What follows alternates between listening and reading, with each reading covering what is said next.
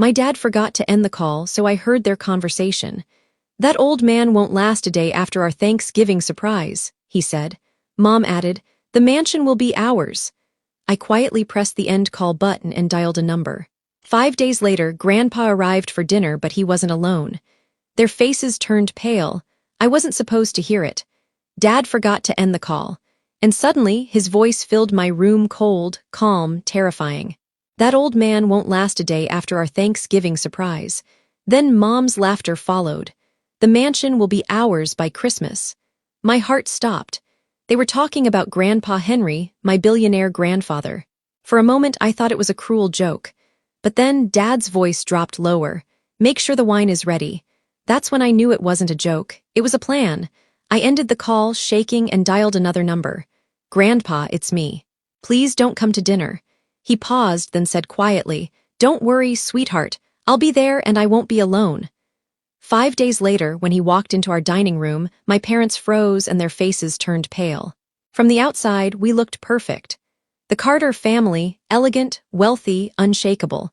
Dad managed one of Grandpa's real estate branches. Mom hosted charity events and smiled in every photo. And me, I was the quiet one, the daughter who believed we were lucky. After Grandma died last year, Grandpa Henry became quieter, more withdrawn. Dad said, "He's old, Emily, he needs us. We'll make this year special for him." So, when he suggested inviting Grandpa to Thanksgiving dinner, I thought it was sweet. Now I see it for what it was. Bait. The week before the holiday, our mansion in Portland turned into a stage set. Mom barked orders at the housekeeper. No dust, no smudges. Henry Carter notices everything.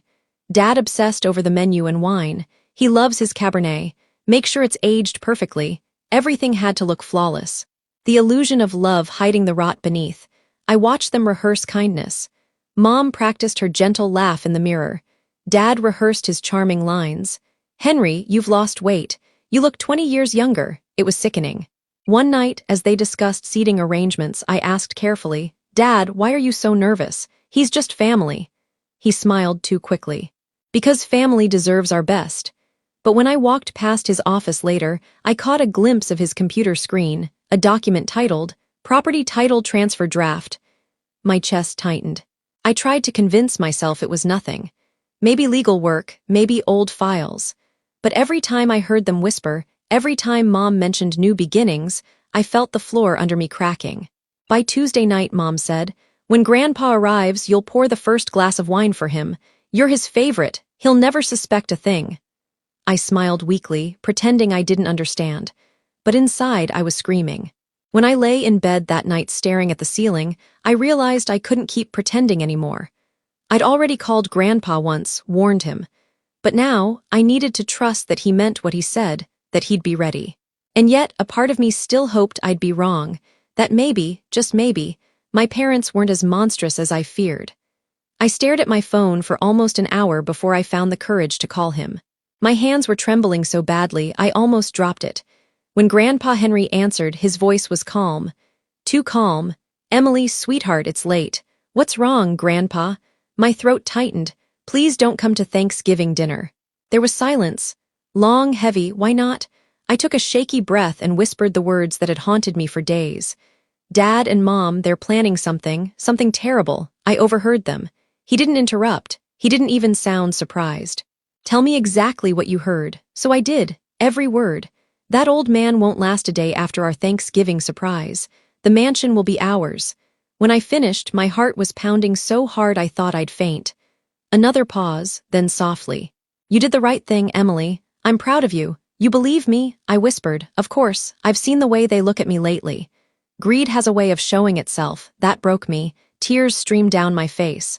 Part fear, part relief. "Please, Grandpa, go somewhere safe. Don't come here." "No," he said firmly. "If I run, they win. I'll come, but not alone." Not alone, don't worry about it, just act normal. Let them think you know nothing." Before I could ask more, he hung up. The next morning, Mom's tearfulness made my stomach turn. "Your grandfather confirmed he's coming." "Isn't that wonderful?" Her smile was sugar-coated poison. Dad kissed her cheek, murmuring, "Good. Everything's going according to plan." They didn't notice me standing in the doorway, frozen. That night, I lay awake, listening to the rain against my window. Every thunderclap sounded like a countdown. I replayed Grandpa's last words over and over. "I'll come, but not alone." Who would he bring? A friend, his lawyer, security, and most importantly, would it be enough? Because something in Dad's tone told me that whatever surprise they had prepared, it wasn't just poison in a glass. It was years of resentment finally boiling over, and in 5 days, it would explode right at our dining table. Thanksgiving morning arrived, but the air in our house felt heavy, poisoned. Mom was humming in the kitchen, a cheerful tune that didn't match the darkness in her eyes. "Emily, set the dining table, dear. Everything must be perfect when your grandfather arrives." Her voice was bright, almost glowing like a spotlight on a crime scene. Dad paced near the fireplace, checking his watch every few minutes. "He's never late," he muttered. "Henry's too proud to keep anyone waiting." Every word dripped with something sharp expectation. Fear, I couldn't tell anymore. The caterers came around noon. The smell of roasted turkey, cinnamon, and butter filled the house. Normally, that scent meant warmth and family. Today, it just made my stomach twist. Mom floated around the kitchen like a performer rehearsing her final act. "Wine glasses aligned," she said, adjusting one by millimeters. "Candles lit right before he arrives," and Emily remembered a smile. I wanted to scream and smile, while they planned to kill him. Around 4:30, I slipped into my room to text Grandpa. "Are you still coming? Please tell me you're safe." No reply. Minutes turned into an hour. Outside, the sun began to set, casting long orange streaks across the mansion's marble floors. Dad stood by the window, staring at the driveway. "He's late," he said, jaw tightening. "He's making us wait," Mom replied coldly. He always liked to control the room. Then at exactly 6:00 p.m., headlights appeared through the front gate. Mom straightened her pearl necklace. "Showtime," she whispered. The doorbell rang. Dad opened it and froze. Grandpa Henry stood there, tall as ever in his dark overcoat. His silver hair gleamed under the porch light, but he wasn't alone. 2 people stepped in behind him, a woman in a navy suit and a man with an earpiece. "Richard Elaine," Grandpa said smoothly. "This is Miss Holloway, my estate attorney, and Mr. Rhodes, my head of security." Mom blinked. "Security for Thanksgiving dinner?" "Oh, just a precaution," Grandpa replied with a smile that didn't reach his eyes. "After all, I can't be too careful with my family these days." The words sliced through the room. Dad forced a laugh. "You're joking, right?" "I rarely joke about my will," Grandpa said. He stepped past them into the living room, scanning everything.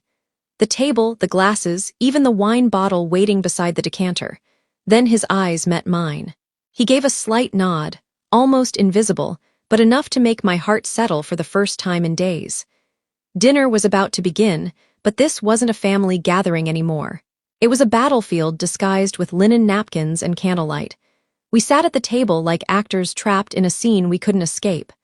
The golden light from the chandelier shimmered against the crystal glasses, making everything look perfect, too perfect. Even the air felt rehearsed. Grandpa sat at the head of the table, calm, almost regal. Mom and Dad sat across from him, faces stretched into polite smiles. I sat between them, the only one who knew the truth on both sides. "So," Grandpa began, carving the turkey slowly, deliberately. "Richard, I heard the Portland office is still struggling. Is that true?" Dad stiffened his fork halfway to his mouth. "We're handling it. These things take time." "Ah," Grandpa murmured. 30 years of my work and still no progress. Curious. The silence that followed was deafening.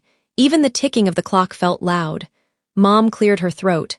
"Henry, maybe we should just enjoy dinner. No business talk tonight." "Of course," Grandpa said, smiling faintly. "You're right, Elaine. Let's talk about family instead." He turned his gaze on me. "Emily, my dear, why don't you pour the wine? You've grown so much. I'd like to see how steady your hands are." My heart nearly stopped. I reached for the bottle, my fingers trembling slightly.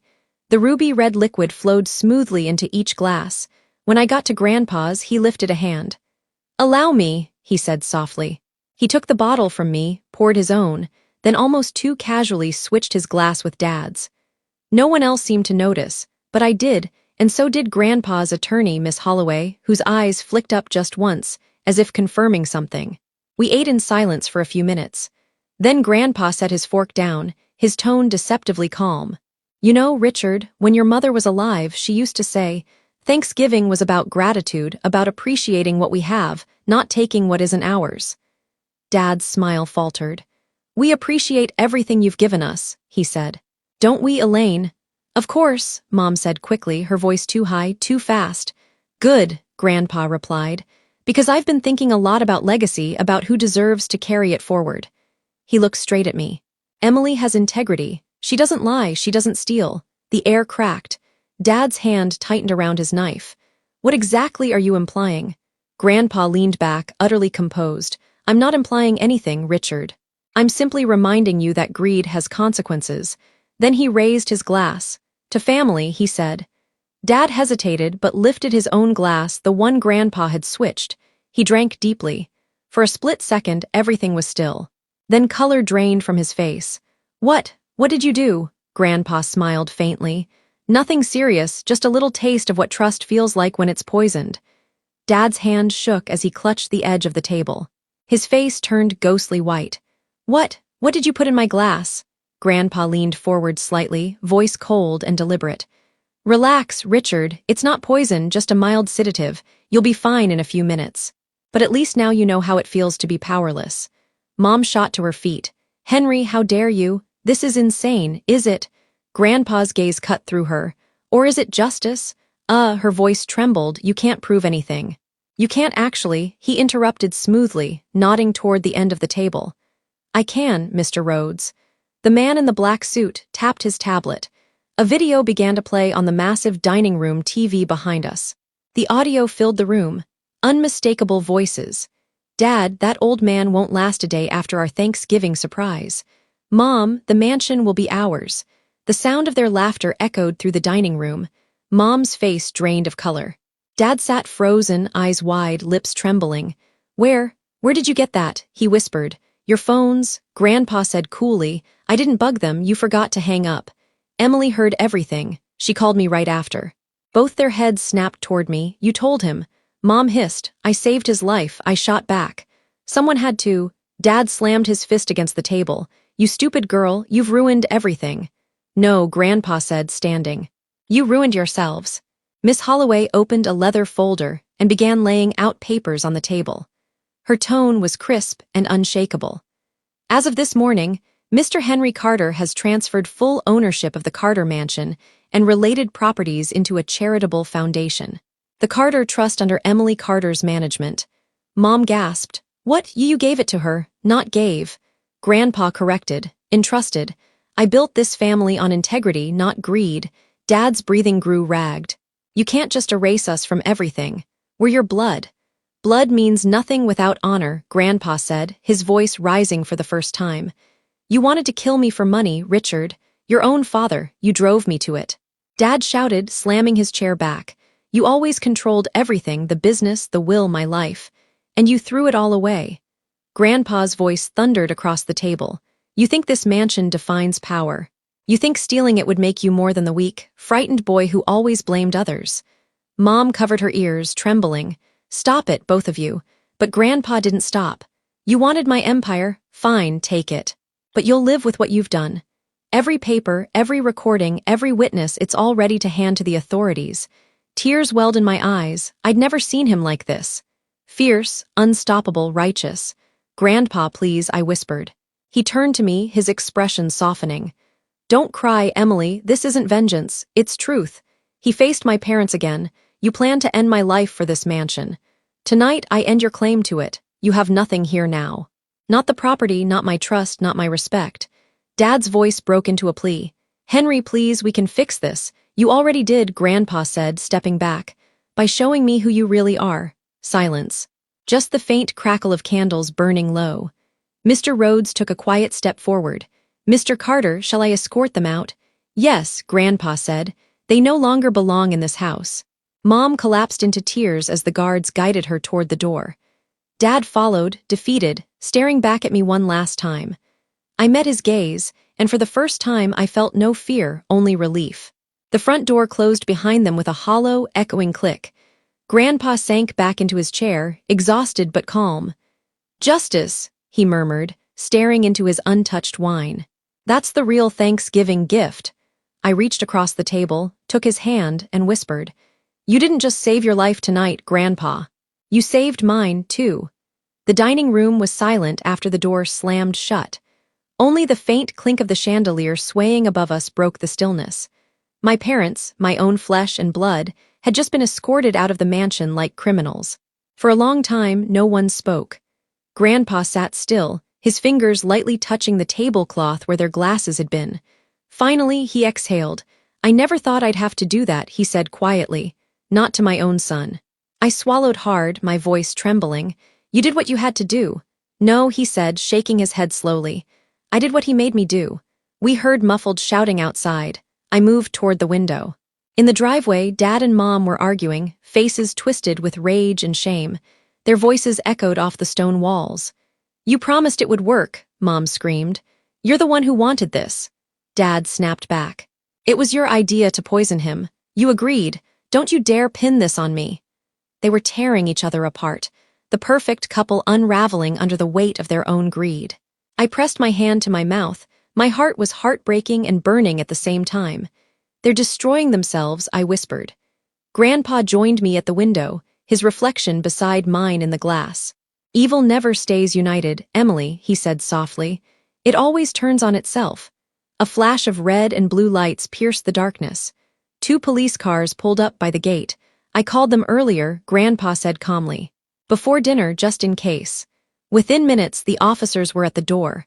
One of them, tall, steady, stepped inside. "Mr. Carter, we received your report. Are these the individuals you mentioned?" Grandpa nodded toward the driveway. "Yes, that's my son and his wife. They tried to harm me. You'll find evidence inside." The officers left to speak with them. I watched as my mother's expression morphed from anger to terror when they opened her purse and found the small glass vial, the same powder she had meant for Grandpa's wine. "Ella Carter, Richard Carter," one officer said, voice firm. "You are under arrest for attempted assault and conspiracy to commit harm." Mom's scream ripped through the cold air as they cuffed her. Dad didn't resist. He just stood there hollow-eyed, whispering, "Emily, please tell them." I shook my head slowly, tears spilling down my cheeks. "I can't save you from yourselves." As they were led away, the wind carried her voice back to me. "You ruined this family, Emily." "No, I thought you did." When the police cars disappeared down the long driveway, silence returned the kind that feels heavier than sound. Grandpa put a gentle hand on my shoulder. "You were brave," he said. "Braver than I could have asked for." "It doesn't feel like bravery," I whispered. "It feels like losing everything sometimes," he replied. "You have to lose what's rotten to save what's worth keeping." The candles flickered out one by one, and in that fading light, I realized Thanksgiving wasn't about gratitude anymore. It was about survival. The next morning, sunlight crept into the mansion like it was afraid to enter.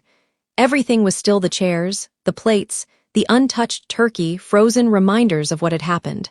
I walked downstairs to find Grandpa sitting by the fireplace, his reading glasses on, flipping through documents. His expression was calm, but his hands trembled slightly. "Did you sleep?" I asked. He looked up and smiled faintly. I closed my eyes, but my mind didn't rest. Mine neither. The silence between us wasn't empty. It was full of everything we didn't need to say. By noon, the phone began ringing nonstop. Neighbors, journalists, even board members from Grandpa's company. "Billionaire Henry Carter survives an alleged poisoning attempt by family." The headlines read. I turned the TV off. He didn't need to see that. Later that afternoon, a detective stopped by with an update. "Mr. Carter," he said, "we've charged both suspects. There's enough evidence for attempted homicide and conspiracy." The video and the powder samples were decisive. I watched Grandpa nod solemnly, like a man accepting both justice and heartbreak at once. "And the daughter?" the detective asked gently. Grandpa smiled softly at me. "She's not a suspect," he said. "She's the reason I'm still alive." When the detective left, I finally broke down. "I don't know how to feel," I whispered. "They're my parents, Grandpa, but they tried to kill you," he sighed, closing the folder on his lap. "Sometimes the truth feels cruel, but it's still the truth, and it sets us free even when it hurts." Days passed. Reporters camped outside our gates, hungry for scandal. But Grandpa refused all interviews. "Justice doesn't need an audience," he told me. "It just needs peace." Meanwhile, Mom and Dad's lawyers reached out for plea negotiations. The prosecutors offered a deal. Lesser charges in exchange for full confession. Grandpa agreed. Not because I pity them, he said, but because I want this to end without hatred. It is the purity of the master's face. When the verdict came 2 weeks later, it felt surreal. 3 years probation, 200 hours of community service at a senior care home. They were forbidden from contacting Grandpa or me for 5 years. The tabloids called it lenient. But I knew better. It wasn't mercy. It was consequence, poetic and quiet. That night, Grandpa poured us both tea instead of wine. To truth, he said, raising his cup. And to peace, I added. As the fire crackled beside us, I realized something. Justice isn't loud. It doesn't always punish. Sometimes it simply restores balance and lets you breathe again. A month later, the mansion felt different, quieter, lighter, like it had finally exhaled after years of holding its breath. Winter had settled over Portland. The gardens were draped in frost, the fountains frozen in midsplash. Inside, Grandpa and I decorated the Christmas tree, something Grandma used to do before she passed. Silver or gold? I asked, holding 2 ribbons. Silver, Grandpa said. Gold feels like the past. He smiled faintly as he placed the last ornament, a small photo of Grandma in her wedding dress. We stood back and admired the lights twinkling across the branches. For once, the silence between us wasn't painful. It was peace. After a while, Grandpa handed me a small velvet box. What's this? I asked. Open it. Inside was a single old-fashioned key attached to a brass tag that read, The Carter Foundation. It's yours now, he said quietly. The trust we created, the one that owns this mansion and funds scholarships, I want you to run it. Me, I gasped. But I'm not ready. You are, he said, eyes soft but firm. You saw evil and chose good. You stood for truth when it cost you everything. That's what leadership means. Tears blurred my vision. I threw my arms around him. And for a moment, I felt like a child again. Safe, loved, whole. Outside, snow began to fall, covering the world in white. For the first time in months, I didn't feel haunted by what had happened. I felt grateful not for what I lost, but for what survived. Family isn't just blood. It's who stands beside you when the world falls apart. And that night, as the fire burned low and Grandpa dozed in his chair, I whispered a silent promise. I would honor his legacy, not with wealth, but with truth. And when the world looked at the Carter name again, they wouldn't see betrayal. They'd see redemption.